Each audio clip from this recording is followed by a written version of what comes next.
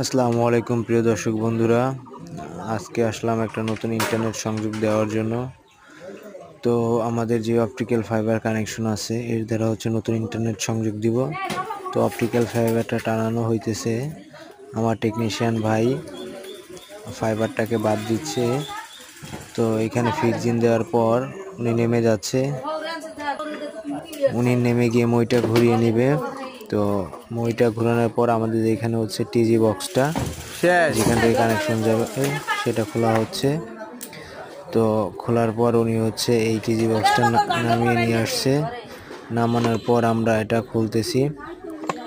তো খোলার পর আমরা টিজি বক্সে যে অবস্থা দেখতেছি, এই অবস্থায় নতুন সংযোগ দেওয়া সম্ভব না, কারণ এখানে 1:4 ওই স্প্লিটার লাগবে এবং নতুন একটা ফাইবার ঢুকবে। টিজির অবস্থায় বেগতিক, তার জন্য টিজিটা চেঞ্জ করে দিতে যাচ্ছি। তো আমার টেকনিশিয়ান ভাই টিজি খোলার পর দেখতে পাচ্ছে পিঁপড়া, যার জন্য পরিষ্কার করতেছে। তো পরিষ্কার করার পর উনি নতুন একটা টিজি বক্স নিচ্ছে, যেটা এর চেয়ে বড়। তো উনি নতুন টিজি বক্সটা খুলতেছে। তো ওই টিজি বক্স থেকে কানেকশন যাবে। তো একে একে কেটে কেটে সব ফাইবারগুলো ওটার মধ্যে ঢুকাবো। ঢুকানোর পর ওইখানে নতুন করে কাজ করার পর নতুন সংযোগ ইনস্টল করব। ধন্যবাদ।